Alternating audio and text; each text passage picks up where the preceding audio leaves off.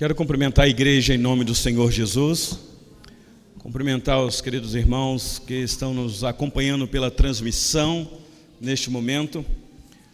Culto é um privilégio, meus irmãos, porque é dado para poucos. Culto é uma convocação para um grupo restrito. Ainda que nós falamos que é um culto público, é público para um povo que é convocado. Só pode adorar a Deus de verdade quem é convocado pelo Senhor Deus para isto. E nós entendemos que aqueles que já confessaram o nome do Senhor Jesus publicamente, ou que já no coração crer que Ele é o Salvador, estes são os chamados para cultuar o Senhor. Verdadeiramente o nosso louvor é aceito diante do trono da graça por causa de Cristo. Não porque cantamos bem e precisamos cantar bem, mas por causa da obra redentora do Senhor Jesus. Que privilégio, meus irmãos, para nós. E nesse momento nós vamos ouvir da pregação da palavra do Senhor Deus. Carta que o apóstolo Paulo escreveu aos Efésios, capítulo 3. Hoje eu quero concluir o capítulo com vocês. Depois de um tempo, expondo desde o capítulo 1, esta carta abençoadora, que mostra que a igreja é abençoada nas regiões espirituais, nas regiões celestes. Paulo usa muito isso daqui. Agora eu quero concluir com vocês a parte doutrinária que Paulo vem apresentando, porque a partir do capítulo 4, Paulo vai ser bem mais prático. É como que ele dizendo, depois que vocês ouviram aquilo que é consubstancial, agora vocês vivam desta maneira. Mas hoje eu quero concluir o capítulo 3, dos versículos 14 a 21. Por gentileza, necessário é você acompanhar o texto escrito, porque a nossa mensagem se dará daqui do texto. Diz assim a palavra: as nossas crianças ficam atentas também, os pais, quando não conseguirem conter as crianças, pode levar a criança no hall reservado ali para as crianças um pouquinho, e aí depois você tente aguçar aí a atenção das crianças para ouvir a palavra de Deus, porque o Espírito também fala aos corações das crianças, fala de maneira especial, que eu não sei explicar, meus irmãos, mas fala. Então diz assim a palavra do nosso Deus: por esta causa me ponho de joelhos diante do Pai, de quem toma o nome toda a família, tanto no céu como sobre a terra, para que, segundo a riqueza da sua glória, vos conceda que sejais fortalecidos com poder, mediante o seu Espírito no homem interior. E assim habite Cristo no vosso coração pela fé, estando vós arraigados e alicerçados em amor, a fim de poderdes compreender com todos os santos qual é a largura e o comprimento e a altura e a profundidade, e conhecer o amor de Cristo, que excede todo o entendimento, para que sejais tomados de toda a plenitude de Deus. Ora, aquele que é poderoso para fazer infinitamente mais do que tudo quanto pedimos ou pensamos, conforme o seu poder que opera em nós, a Ele seja a glória na igreja e em Cristo Jesus, por todas as gerações, para todos sempre. Amém. Como que parece que ele encerrou a carta aqui, terminou o que estava falando. Como nós sabemos que não encerrou, o amém aqui é apenas uma exclamação daquilo que ele acabou de dizer. Muito obrigado, diácono. Ok. Meus irmãos, tem coisa na Bíblia que é matéria de fé. Não tem como nós, humanamente falando, raciocinar o que as Escrituras diz. Tem coisas que fogem da nossa razão. Há muitos que procuram especulação neste livro santo, que é um livro humano, foi escrito por homens comuns, mas é um livro extremamente espiritual, divino. Assim nós entendemos. palavra divina, santa, da parte do Senhor Deus. E há coisas escritas neste livro, meus irmãos, que humanamente falando, carnalmente falando, não tem como compreender, porque vai se discernir espiritual, como Paulo mesmo já disse em outra carta. Então eu preciso de uma mente tomada pelo Espírito de Deus para compreender as coisas espirituais reveladas. Por isso é que nós precisamos estudar as Escrituras de forma humana, tentar entender contexto, mas orar e pedir ao Senhor Deus que fale ao nosso coração, porque ela só será eficaz se o Espírito nos der ouvidos para ouvir o que o Espírito diz à igreja. Então eu estou confiante, meus irmãos, nesta noite, de que o Espírito tem te dado ouvido para ouvir o que Ele mesmo inspirou para que, registrado aqui, você pudesse entender. Eu falo isso, meus irmãos, porque o texto que eu acabei de ler, eu confesso para vocês que é chocante. Eu já venho preparando esse sermão, não é de hoje, porque a pregação expositiva me dá esta liberdade, de quando acaba um sermão no domingo, à noite eu já começo a pensar no próximo sermão do outro domingo, se Deus nos der vida. E eu confesso para vocês que esse texto aqui, não só essa semana, mas desde quando nós analisamos toda a carta para começar com a igreja, foi um texto que mexeu demais comigo. Ou o que o apóstolo Paulo acabou de dizer aqui é uma verdade e possibilidade para nós que estamos aqui, ou então nós estamos perdendo o nosso tempo, porque ele está falando de algo aqui, meus irmãos, que foge aquilo que a gente almeja para nós. É uma oração, mas eu penso que é uma oração que nenhum de nós aqui na noite deste dia, ou quem possa estar nos ouvindo, já fez, já teve a ousadia de fazer. Eu não sei se vocês prestaram atenção no que eu acabei de ler aqui com vocês. Então esta carta é a carta de um pastor piedoso, que ama o Senhor que o salvou. E vocês já sabem que o capítulo 1, capítulo 2 e o capítulo 3 é esta apresentação para a igreja, para consolar a igreja nas dificuldades que a igreja vem enfrentando. O capítulo 2, especialmente, ele fala de uma doutrina que muitos têm dificuldade de entender biblicamente falando, a doutrina da eleição, da escolha soberana de Deus, a famosa predestinação. Mas Paulo não tem problema nenhum com isso, e ele trata de forma tão sublime, capítulo 2, de 1 a 10, ele deixa isso bem claro, confortando a igreja, dizendo que a igreja é abençoada antes da fundação do mundo. Até a fé que a igreja exerce é um dom de Deus, para que não haja ninguém na igreja se levantando achando que é alguma coisa diante de Deus, porque é dom da parte do Senhor Deus. Capítulo 3, sermão passado, nós falamos daquele mistério que foi desvendado depois que a barreira de separação entre judeus e gentios foi derrubado. E agora então esse evangelho que estava oculto nos tempos antigos, agora está totalmente revelado ao mundo. Então não há mais mistério oculto. Cristo está sendo pregado no mundo. Vocês devem lembrar do último sermão.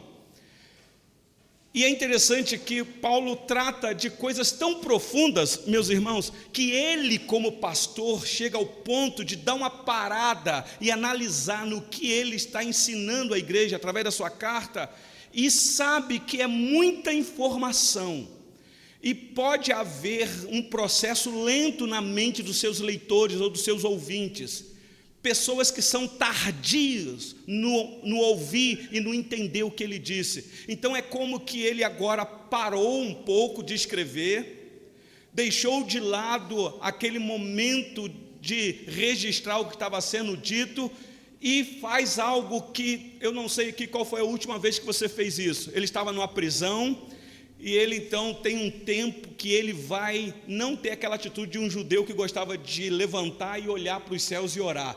Ele vai se ajoelhar e vai fazer uma oração individual. Ele e Deus, mais ninguém, meus irmãos. E eu penso que é algo íntimo. Aqui é aquilo que o Senhor Jesus ensinou para os seus discípulos. Você entra para o teu quarto, fecha a porta e ora secretamente, porque o teu Pai que vê secretamente vai te recompensar. Você deve estar pensando assim: ué, pastor, oração secreta não está escrito aqui? Mas foi secreta. Foi tão profundo que quando ele acaba de orar, ele pega de novo um pedaço de couro, possivelmente, ou um pergaminho, pega a sua pena, o tinteiro, e vai mostrar para a igreja a oração que ele fez. É o que nós temos aqui. Aqui é a oração de um homem que ama a igreja, que quer ver o progresso da igreja, que sabe que a igreja está no mundo debaixo de ataques ardis, pesado, maligno, diabólico. Então ele não está falando aqui algo superficial, raso, meus irmãos. Aqui o apóstolo Paulo mergulha em águas profundas, porque a nossa luta, meus irmãos, não é com coisas que nós conseguimos ver, e as batalhas espirituais têm que ser com armas espirituais. Por isso ele ora desta maneira, porque ser cristão, meus irmãos, não é apenas frequentar a igreja, é uma batalha reída, que muitas vezes o crente é vencido. Você vai falar: não, eu tenho Deus que é por nós, e se Ele é por nós, quem será contra nós? Isso, mas isso é para o crente maduro, é para o crente que já se fiou no poder deste Deus. E Paulo sabia que a igreja estava balançada, a igreja de Éfeso, e por isso então ele ora desta maneira, meus irmãos. Então vamos com calma olhar aqui o texto. Olha comigo aí o versículo 14. A causa que Paulo se refere está aí. Ele diz assim: por esta causa eu. Na verdade, por esta causa, o eu está lá no versículo 1 do capítulo 3. Mas é a mesma que é ele que continua por esta causa. E que causa, meus irmãos? Eu já disse no sermão passado, foi exatamente o que ele acabou de dizer, a doutrina elementar da espinha dorsal da igreja, da salvação. Porque se a pessoa não crê em Cristo, se ela não tem o Espírito de Cristo, ela nem cristão pode ser. E ele explicou isso para a igreja, dizendo para a igreja: vocês têm o Espírito de Cristo, uma doutrina elementar para a nossa fé, pela qual nós estamos de pé ou caímos. Por esta causa eu me ponho de joelho diante do Pai, porque foi revelação que veio dele para mim, porque eu também preciso desse fortalecimento. Esse Deus que nos deu vida quando nós estávamos mortos nos nossos delitos e pecados. Como entender isso, meus irmãos? Como que nós pregamos para um morto? Morto não tem reação, morto não consegue ouvir a voz de ninguém. E Paulo havia acabado de dizer isso. Todos nós estávamos mortos e ele nos deu vida. Muitos poderiam questionar: como é que é isso, Paulo? Paulo, eu vou orar ao Pai, porque Ele vai desvendar isso aos teus olhos, na tua mente, porque eu não tenho como fazer. É interessante, meus irmãos, que tudo isso aqui é muita informação mesmo para a nossa cabeça. Até hoje essa doutrina é discutida. Estamos aí vivendo a era dos calvinistas contra os arminianos. Os que creem na soberania de Deus e outros que creem apenas na responsabilidade humana. Até hoje essa discussão está aí, muita confusão no meio do povo, e Paulo então não quer entrar nesse pormenor. Ele sabe que o caminho é oração. Então, por esta causa eu me ponho de joelho. Quantos de nós, meus irmãos, em vez de bravatar na internet, deveríamos dobrar o nosso joelho e dizer: Senhor, quantas pessoas confundidas, e às vezes até eu também estou, Senhor. Então, ó Pai, esclarece, porque eu não quero ser arrogante. E olha que aqui nós estamos falando de um apóstolo inspirado, que vai orar. Versículo 15, por gentileza. Diante de quem toma um nome, toda a família, tanto no céu como sobre a terra. Ele vai desvendando a oração que ele fez aqui. De quem toma o nome, toda a família. É aqui que está a responsabilidade do pastoreio, meus irmãos, da nossa família como a família da aliança, o cuidado que nós devemos ter, a proteção de cercar a nossa família dentro desta ação soberana de Deus. A família que toma o nome de Deus, tanto no céu como sobre a terra, são os filhos dele, os judeus convertidos e os gentios convertidos, porque agora não há mais acepção. A graça está sendo alcançada em todos os lugares, em todos os povos, homens, mulheres, crianças, idosos, pessoas de classe alta, de classe média, de classe baixa, pessoas de todos os lugares. A salvação para todos, meus irmãos. Nós somos de Deus mesmos, e é diante deste Deus que nos identifica de que nós recebemos o nome, que Paulo se ajoelha e começa a orar. Vocês devem lembrar do terceiro mandamento, quando Moisés, amando de Deus, dá a lei para o povo e dizendo: não tomarás o nome do Senhor teu Deus em vão, porque ele não terá por inocente quem o tomar o nome dele em vão. A gente pensa que a quebra do terceiro mandamento é apenas falar alguma coisa indevida sobre Deus, e não é, meus irmãos. No hebraico é você tomar, como Paulo aqui está dizendo no grego, tomar é você carregar o nome de Deus em você. O cristão verdadeiro, ele carrega o nome de Deus, testemunhando o nome de Deus no mundo onde ele vai. Então, aonde ele chegar, ou onde ele estiver, ele tem que dar bom testemunho, porque senão o nome de Deus vai sendo envergonhado no meio dos gentios, e com isso o nome de Deus é tomado em vão. Isto é a quebra do terceiro mandamento. E Paulo está dizendo: eu estou ajoelhado, orando diante do Deus e Pai, de quem toma o nome toda a família, o povo que carrega o nome dele onde quer que vá. E aqui nós já temos uma grande lição, meus irmãos: o testemunho que nós damos no mundo, as atitudes nossas, os nossos temperamentos. Então, ele vai fazer aqui os pedidos que eu quero ver com vocês e no final tirar algumas lições. Talvez nessa noite você possa se identificar aqui com o apóstolo Paulo para fazer esses pedidos, para vencer os dramas da vida. Meus irmãos, nós estamos vivendo nos últimos dias, e os últimos dias estão sendo marcados por crises emocionais, por abatimento, por apatia, por desânimo, por esfriamento. O amor está se esfriando, meus irmãos. Vocês ainda não perceberam isso?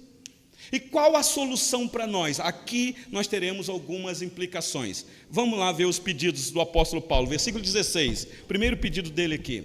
Ele diz assim: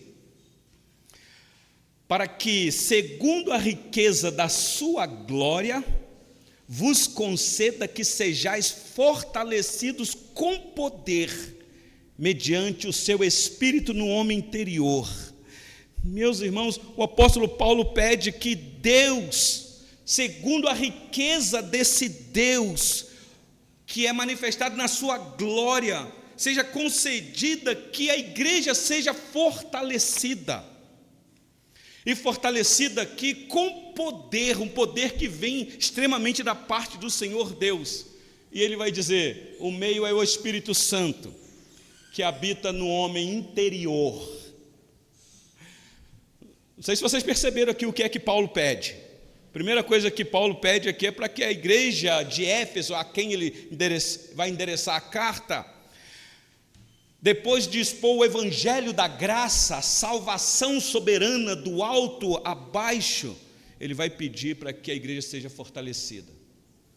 Ele está dizendo: Pai, de nada vai adiantar a informação para eles, teologia boa e teologia pesada, concisa, substancial, se eles não estiverem fortalecidos, Pai.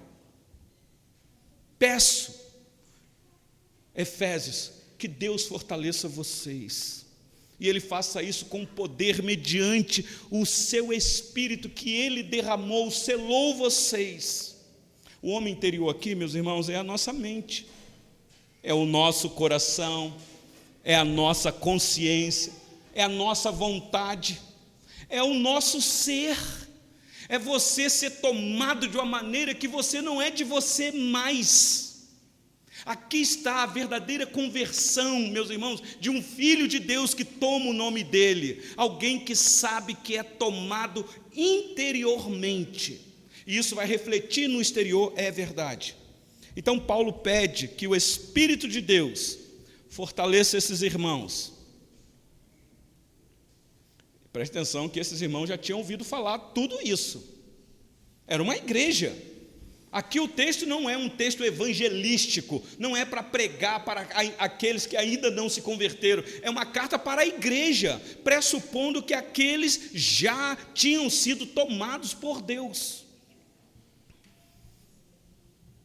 Como eu disse, porque há uma diferença da igreja ouvir, aprender e não compreender, não guardar, não ser encorajado por isso, não ficar animado com isso.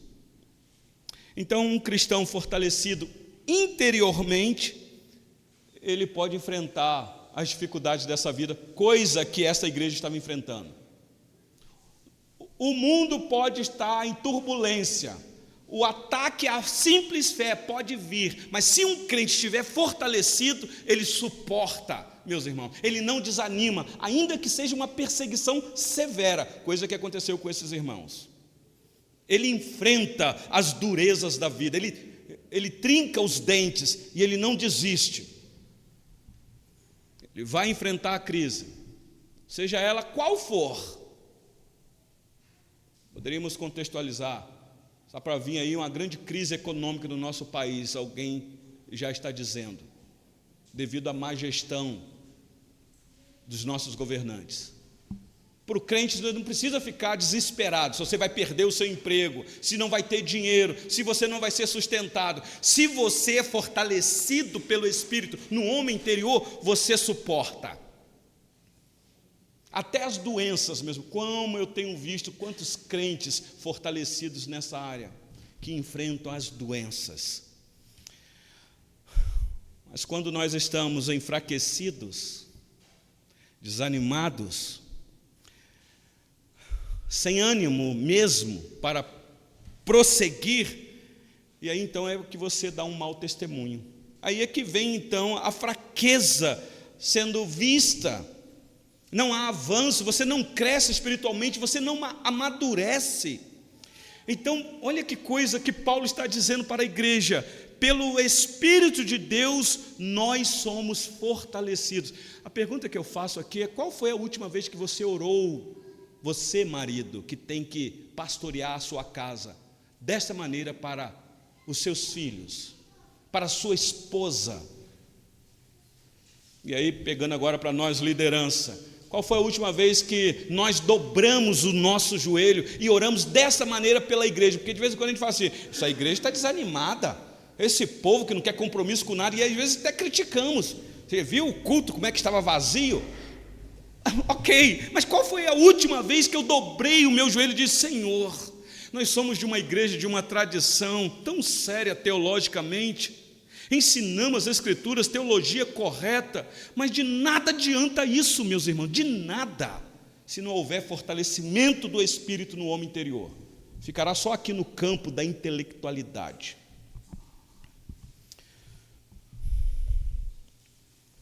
Então, existem várias maneiras do Senhor Deus fazer isso em nós. Esse momento aqui é um dele nos fortalecer interiormente. Já aconteceu com você assim? Você vem no culto, você estava para baixo, desanimado, fraco, vou lá, aí você vem, de repente alguma coisa, um louvor, alguém fez uma oração, na hora da pregação, de repente uma chama acendeu dentro de você, alguma coisa aconteceu. Não sei se você já teve essa experiência. O que é isso, meus irmãos? Senão Deus, no poder do Espírito dele, nos fortalecendo. Então é nesse sentido que eu entendo que há vida no meio da igreja. Vida na igreja não é a quantidade de música que nós cantamos aqui, ou a eloquência do pregador quando está expondo as escrituras, nem o tempo de oração estendido. Meus irmãos, para mim, vida no meio da igreja é isso daqui: Deus, soberanamente, no Espírito dEle, agindo no nosso interior. E às vezes o Senhor Deus faz isso na calmaria. Pode fazer na gritaria, mas às vezes na calmaria o Espírito Santo age de maneira sobrenatural. Então Paulo pede isso. E eu creio, meus irmãos, que é algo que nós deveríamos pedir também, especialmente nesse tempo de desânimo que está acontecendo, a começar dentro da nossa casa. Ah, Deus, eu me coloco de joelho. Às vezes, presbiteriano tem dificuldade de ajoelhar. Às vezes, quando ajoelha, é porque aqui você ainda não viu isso. De repente, visitar um irmão nosso que vem de outra denominação, que tem esse hábito. Se ele chegar aqui, ele vai ajoelhar e vai orar. Aí o presbiteriano já olha assim e fala: Meus irmãos, aqui Paulo, claro que ele estava preso, mas era um homem que sabia da necessidade de dobrar os joelhos, porque querendo ou não, um dia os nossos joelhos serão dobrados, meus irmãos. Então, não perca tempo de dobrar o teu joelho e clamar a Deus pelas dificuldades que nos sobrevêm de entender muitas coisas da parte do Senhor Deus. Então são tantas as ações de Deus. Louvado seja Deus porque Ele nos fortalece, porque se Ele não nos fortalecer, não adianta nem vir no culto mesmo, é melhor curtir outra coisa lá fora, porque às vezes senão a gente só vai ficar cansado aqui. Mas olha aí o versículo de número 17, um outro pedido do apóstolo Paulo aqui, meus irmãos. Preste atenção que só vai piorando. A gente pensa assim, Paulo está sendo raso aqui, mas olha aí comigo o versículo 17. E assim habite Cristo no vosso coração pela fé, estando vós arraigados e alicerçados em amor. Olha a lógica do apóstolo Paulo. Se houver fortalecimento no homem interior, isto significa que é Cristo habitando no vosso coração. Isso pela fé, meus irmãos. De uma maneira, a gente já sabe que o verdadeiro cristão já é habitação do Espírito de Cristo, porque não tem como você dizer que é crente e se o Espírito não habita em você, ele já habita. O que é que Paulo está dizendo aqui, meus irmãos? O que é que Paulo está querendo mostrar para a igreja? A necessidade de ter Cristo habitando pela fé neles. Eu penso que Paulo quer dar uma ênfase aqui, é dizer, não há um momento na sua vida que você pode dizer, eu estou satisfeito com Cristo, já basta, já me alimentei. Por exemplo, no domingo, que é o dia do Senhor, vim na escola dominical, participei daquele ensino maravilhoso, participei do culto, cantei louvores que mexeu com a minha alma, agora eu vou para casa e eu estou cheio, dá para uma semana, não preciso na segunda-feira buscar nada, terça-feira eu posso viver tranquilo porque eu fui abastecido. Não existe isso, meus irmãos. O que Paulo está dizendo aqui é que a nossa vida tem que ser tomada por Cristo constantemente. Talvez quando acaba o culto, quando você entra no carro para ir para casa, já viu? Família que participou do culto, foi uma benção. Entrou no carro, o menininho pisou na lama e entrou no carro com o pé sujo. Pronto, já esqueceu tudo o que aconteceu no culto. Aí já começa a falação na cabeça. Conhece gente assim? Que já chega em casa e parece que perdeu a benção. E o vizinho que não é crente já até sabe disso. Fala assim, olha, chegou o crente, acabou de sair da igreja, olha lá, a panela está cantando lá na casa deles. A necessidade, meus irmãos, de sermos fortalecidos no homem interior. Então Paulo ora para que eles sejam fortalecidos no homem interior, para enfrentar as dificuldades desta vida, e ele ora para que Cristo habite ricamente, plenamente no coração deles pela fé, e ele vai dizer, olha aí para o versículo 17, estando vós arraigados e alicerçados. Duas figuras aqui que os efésios conheciam. Arraigados é a figura de uma árvore bem enraizada, que está plantada, que pode vir um vento, que as raízes dela estão profundas. E o outro aqui é a questão do edifício, como ele diz aí, alicerçado. Então, duas figuras muito bonitas. E Paulo vai usar para dizer que nós precisamos estar firmados para não desistir. Meus irmãos, se houver crente assim, não desiste mesmo. Leia a história dos nossos irmãos do primeiro século, quando a perseguição chegou, para ver se eles desanimavam. Claro, tinha aqueles que não estavam fortalecidos, que negavam Jesus, mas os que estavam fortalecidos, eles iam para a arena, dizendo: eu não nego o meu Salvador, Ele nunca me fez um mal. Então eles eram dilacerados pelas feras, eles eram jogados nas fogueiras, mas não negavam. Meus irmãos, de onde vinha isto? Leia a história dos mártires para você entender isso aqui, o que Paulo disse. Aliás, leia a biografia do próprio apóstolo Paulo, de Pedro, dos apóstolos. Como que esses homens eram fortalecidos interiormente. E hoje uma crise financeira abate o cristão. Ele nem consegue mais orar. E aí, meu irmão, como é que está a sua vida de oração? Ih, pastor, nem te conto. Pastor, eu estou passando uma magrela que eu não consigo nem orar. Bom, aí você está me dizendo que você não é fortalecido no homem interior. Eu não estou aqui minimizando o sofrimento de ninguém, meus irmãos, porque eu tenho os meus. O que eu estou dizendo é que existe algo sobrenatural na vida daquele que é fortalecido no homem interior. Este não desiste. Por isso é que você vai ver gente que está sofrendo, mas não nega a sua fé. Você quer exemplos? Aqui nessa igreja eu tenho vários. Olha comigo o versículo 18. A fim de poderdes compreender com todos os santos qual é a largura e o comprimento, não cumprimento, comprimento, e a altura e a profundidade. O que é que Paulo está falando aqui?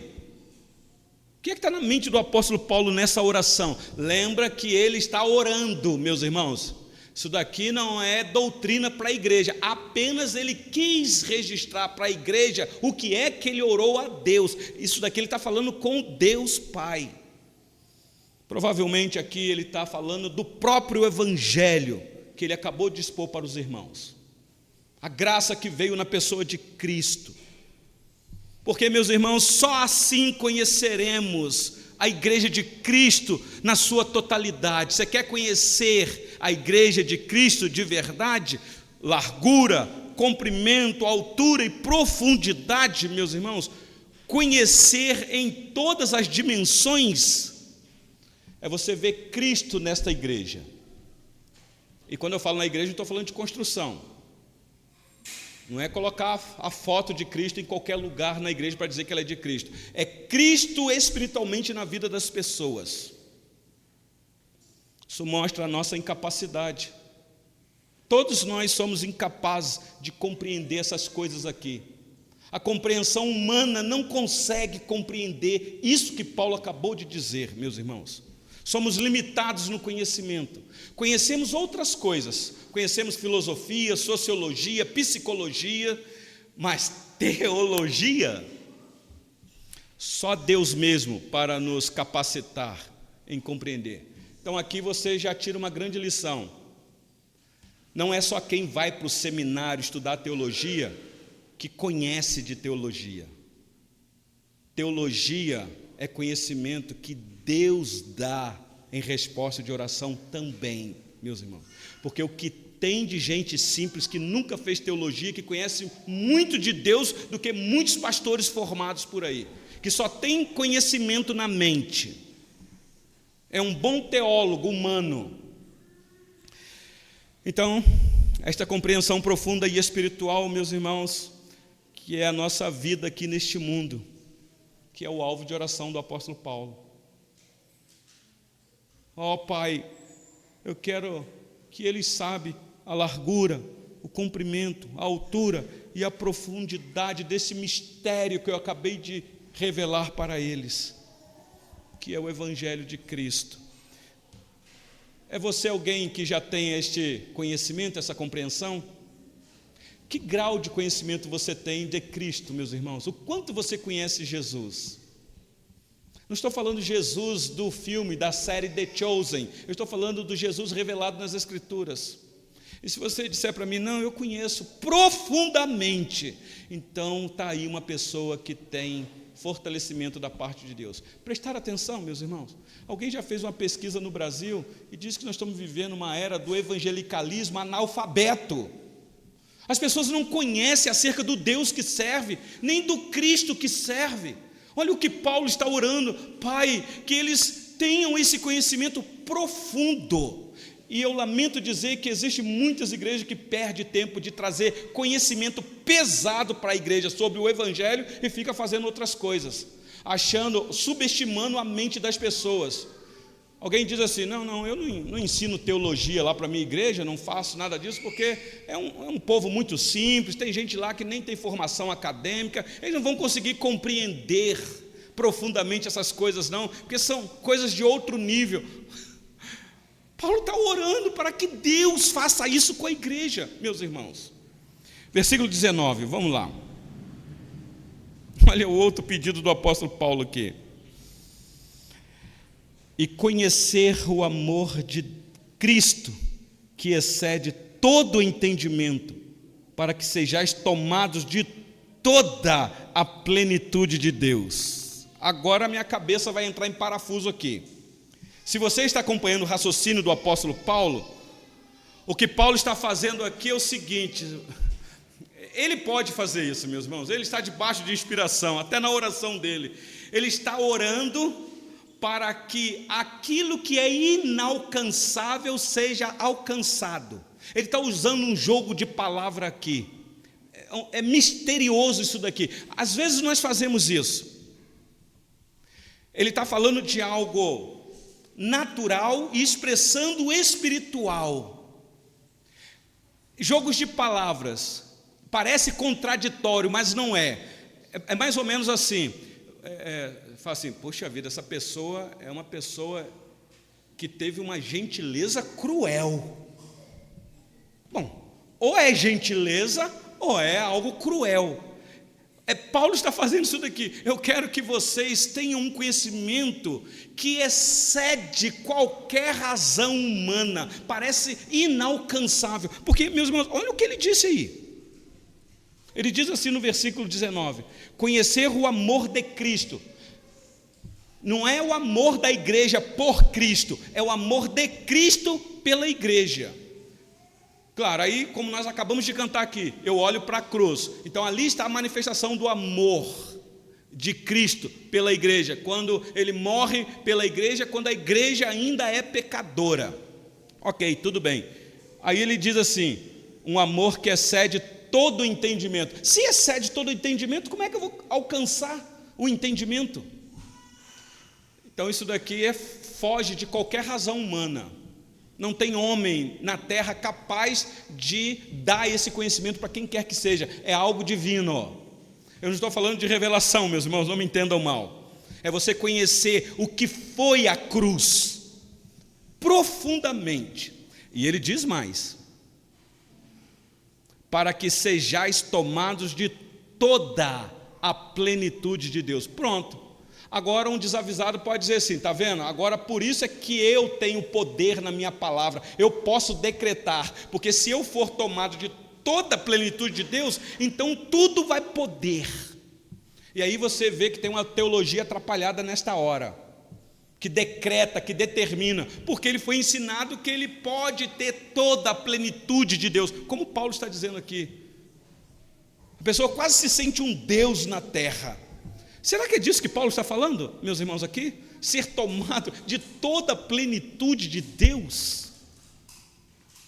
Eu penso que o que está por detrás aqui é o que ele já havia dito para os Gálatas: estou crucificado, o amor de Deus manifestado na cruz. Logo, já não sou eu mais que vivo, é Cristo que vive em mim. Nesse sentido, é a plenitude de Deus em mim. E esse viver que agora eu vivo na carne, vivo pela fé no Filho de Deus que me amou. Talvez o que está por detrás aqui é exatamente isso: é você morrer para você e para o mundo, é abnegação. Meus irmãos, isso não é coisa fácil. Ninguém quer morrer para si mesmo, ninguém quer negar sua vontade, ninguém quer matar o seu eu. O nosso eu está tão vivinho. Você vai num psicólogo, você está abatido para baixo para ser orientado. Uma das coisas que o psicólogo tenta fazer com você é ressuscitar o seu eu. Enquanto a Bíblia diz, você tem que matar o seu eu, porque você tem que ser tomado de toda a plenitude, não do seu eu, mas de Deus. Meus irmãos, aqui está a fonte de alegria para a igreja. Como Pedro disse, uma alegria indizível e cheia de glória, coisa que nós ainda não experimentamos, eu penso. Nós ainda não sabemos o que é isso. Eu aguardo, meus irmãos, uma visitação deste Deus, dessa maneira, na vida da nossa igreja. Às vezes a gente fica com medo de orar por avivamento, porque nós pensamos que avivamento é gritaria, é movimento de igreja lotada, gente entrando, gente saindo, igual aconteceu lá nos Estados Unidos, naquela universidade. Ali está um avivamento. Vamos esperar os frutos. Mas eu penso que avivamento é isso aqui, é você ser tomado pela plenitude de Deus em Cristo Jesus, para conhecer as coisas profundas. Prestar atenção, meus irmãos, é uma oração do apóstolo Paulo. E aí o versículo 20 e 21, ele encerra, e eu também encerro aqui. Olha comigo aí. Para Paulo, Deus ainda poderia fazer algo mais. Olha o versículo 20. Ora, aquele que é poderoso para fazer infinitamente mais do que tudo quanto pedimos ou pensamos, conforme o seu poder que opera em nós. Ele falou coisa inalcançável, impossível para nós. Aí ele diz, exatamente, aquilo que é impossível para nós, Deus pode. Lembra do capítulo 2, quando ele tratou aquelas duas palavrinhas, o que é impossível para o homem que estava morto nos seus delitos e pecados, mas Deus. Meus irmãos, se Deus ressuscitou um morto, o que mais ele não pode fazer? Por isso é que ele diz, aquele que é poderoso para fazer infinitamente mais. Eu não sei quando nós acabamos de cantar esse louvor aqui, se o que estava na sua mente era essa profundidade disso daqui. Porque às vezes a gente canta tão romanticamente, não sou contra cantar, eu gosto de cantar e expresso as emoções, mas às vezes nós cantamos sem conhecimento do que as Escrituras nos orientam. É você sair daqui hoje e dizer, meu Deus, há uma porta aberta diante do Pai à minha disposição, de coisas extraordinárias, porque isso aqui não é ordinário. E aí no versículo 21, olha como que ele termina a oração dele. A ele seja a glória, na igreja, e em Cristo Jesus, por todas as gerações, para todos sempre. Amém. Um judeu orando, acabou. Que oração profunda aqui, meus irmãos. Volto a perguntar, qual foi a última vez que você orou desta maneira? Nós devemos orar com as Escrituras, você sabia disso, meu irmão? Nós temos as Escrituras que nos ensinam a orar, imitar os servos de Deus orando. Às vezes a gente até ajoelha, você pode estar pensando assim, não pastor, eu sou um homem que ajoelha para orar, eu sou uma mulher que ajoelha para orar. Ok, como é que é a tua oração? Às vezes a nossa oração, quando nós oramos de joelho, é porque nós estamos desesperados, precisando de algo para nós. Mas aqui Paulo se ajoelha não para orar por ele. Vocês prestaram atenção? Ele não pediu nada para ele. Ele está intercedendo pela vida da igreja, para que haja a manifestação da glória de Deus no meio da igreja. Meus irmãos, como eu disse no início desse sermão, são coisas que fogem da nossa razão. Nós não estamos acostumados a ouvir isso daqui, nós estamos acostumados a ouvir outras coisas. Quem sabe nessa noite você possa dobrar o seu joelho. De repente, você está enfrentando grandes aflições porque os seus joelhos estão muito rígidos. Experimenta, meus irmãos, faça a prova de Deus, dobre o joelho e clame, abre o teu coração e lança para Ele a tua ansiedade, para você ver só, meus irmãos, experimenta fazer isso, da maneira que você tem coragem de sentar na frente de um conselheiro e abre o teu coração, faça isso com Deus, que é Pai,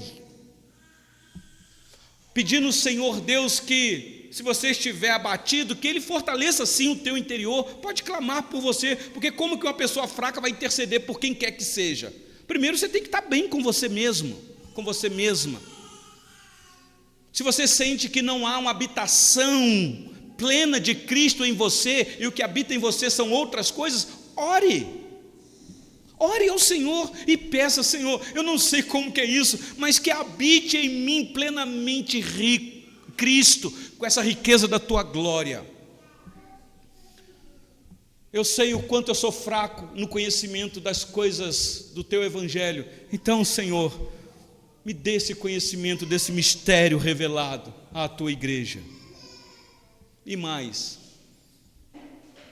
que eu experimente, Senhor, este amor de Cristo para compreender os meus irmãos.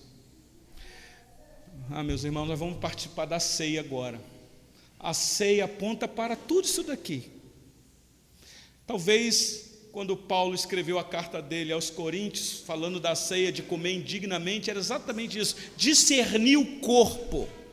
E o corpo ali é o corpo de Cristo mesmo, é ter um conhecimento profundo, para quando você comer do pão e beber do cálice, você ter essa sensação. Entendo quando eu digo sensação, meus irmãos, é porque os presbiterianos têm aquela peste em cima deles, que eles são muito frios, muito gelados, né? Os sorveterianos. Mas, meus irmãos, existe algo da parte de Deus que pode arder o nosso coração. Não sei se isso está na sua mente ou não, se esse é o teu desejo ou não, se você deseja isso ou não, porque se você não deseja, fica tranquilo, você vai continuar crente gelado, nada vai acontecer, nada vai mudar, vai continuar a mesma coisa, domingo após domingo a mesma coisa. Conhece aquele crente que diz: eu vou lá, mas eu já até sei como é que vai ser. Primeiro vai começar com uma oração, depois vai ler um texto, depois vai cantar um hino, aí vai orar de novo, vai o pessoal do louvor cantar e o pastor prega, e no final ele impetra a bênção. Ele até diz que o culto público acabou. Todo domingo a mesma coisa. E nada acontece, meus irmãos. Não é possível. Eu sou um crente inconformado, meus irmãos. De vez em quando eu peço: Senhor Deus, mande fogo sobre aqueles que estarão lá no culto, sem medo de alguém me chamar de pentecostal. Na verdade, todos nós somos pentecostais mesmo, porque nós somos oriundos daquele fogo que caiu lá no dia de Pentecoste. Porque senão, meus irmãos, nós não vamos fazer diferença nenhuma nessa sociedade. Eu estou falando isso com muito temor no coração. O Brasil está caminhando para o caos, com uma crescente geração de evangélicos. A coisa está ficando feia. Cadê os crentes? Cadê aqueles que dobram o joelho ou os joelhos? Então, que nessa noite o nosso coração seja tranquilizado na força do poder do nosso Deus. Eu estou dizendo tudo isso porque capítulo 4, capítulo 5 é uma preparação dentro da nossa casa para o que ele vai falar no capítulo 6, que é a pior luta que nós enfrentamos aqui neste mundo, a batalha espiritual com Satanás e seus anjos, que conhece, meus irmãos, não se assuste com o que eu vou falar não, eu não sou aqui advogado do diabo, mas que conhece tudo isso aqui que eu disse para vocês da maneira que Paulo falou, só que de uma outra maneira, não um conhecimento salvífico, um conhecimento para a perdição. Ele conhece tudo isso daqui. Uma vez ele falou para os meninos lá que queriam expulsar o diabo lá, eu conheço Paulo, conheço Jesus, conheço Paulo, Jesus a quem Paulo prega, e vocês, quem são? Ele conhece mesmo. Uma vez o Senhor Jesus no barco acalmou a tempestade, que os discípulos ficaram sem saber quem era Jesus. Quem é este que até o vento e o mar lhe obedecem? Não sabia quem era Jesus. Quando o Senhor Jesus chegou na encosta, que encontrou com o gadareno cheio de demônio, uma legião, os demônios falando: o que temos nós contigo, filho do Deus Altíssimo? Os apóstolos devem ter ficado assim: puxa vida, os demônios têm mais conhecimento do que nós, e tem mesmo. Por isso, meus irmãos, Paulo ora para a igreja: se fortaleçam, se fortaleça. Se vocês derem lugar para o diabo, acabou para vocês. E hoje eu tenho visto como que o diabo tem cirandado no meio da igreja, a começar pelos púlpitos, desembocando nos bancos. Que Deus se apiede de nós, meus irmãos, que os nossos olhos sejam abertos. Cuidado para você não cochilar no colo de Satanás e ele cortar suas tranças, e você perder as suas forças. Entenderam o recado? Vamos orar, meus irmãos, nesse momento. Senhor nosso Deus, ó Deus, é um santo temor nos aproximar das coisas santas do Senhor, como aqui acabamos de fazer, pela Tua palavra bendita, que muitas vezes, Senhor, nós tomamos como algo tão simples, e Senhor, não podemos nos apartar mesmo da simplicidade do Evangelho de Cristo, mas também é tão profundo, Senhor, que a nossa mente carnal não consegue mensurar, se o Senhor não nos visitar com poder e graça. Ó Deus, o Senhor já fez isso ao longo da história do Teu povo, e o Senhor continua o mesmo. Às vezes as nossas iniquidades é que causa esse distanciamento, porque como temos pecado contra Ti, como aqui na liturgia nós ouvimos o relato dos Teus servos, que confessaram o pecado porque estavam com vergonha, a vergonha cabia ao Teu povo mesmo, porque se desviaram do Teu caminho. E ó Deus, muitas vezes nós também nos esquecemos desse caminho de vida e paz, caminho que nos dá a eternidade ao Teu lado. E às vezes, Senhor, nós somos tomados neste mundo por tantas coisas que nos abate, que nos desanima, que nos prostra, que nos faz retroceder. Ó Deus, abra os nossos olhos, visita-nos, Senhor, com o poder do Teu Santo Espírito, dar-nos conhecimento claro dessas coisas profundas, para resistirmos o diabo e ele fugir de nós, Senhor. Eu clamo os meus irmãos que aqui estão na noite deste dia. Tu conheces as dificuldades de conhecimento de muitos aqui, Senhor. Pessoas que são tardios em ouvir. E às vezes, Senhor, nós temos essa informação tão de perto, as pessoas que não conseguem compreender o que nós falamos da Tua parte. O que é isso senão, ó Deus, o cegar de Satanás para que não vejam a luz de Cristo resplandecer. Ó Senhor, o Senhor é o único que pode agir, o poder pertence ao Senhor. Eu clamo a Ti, Senhor. Quantas crianças precisam deste conhecimento profundo, Senhor? Quantos adolescentes, quantos jovens precisam deste impacto na vida, Senhor, para Te amar de todo o coração. Ó Deus, nós aguardamos em Ti o Teu poder e a Tua graça, enchendo o nosso coração. Assim eu oro por mim e pelos meus irmãos, orando assim no nome do Senhor Jesus. Amém.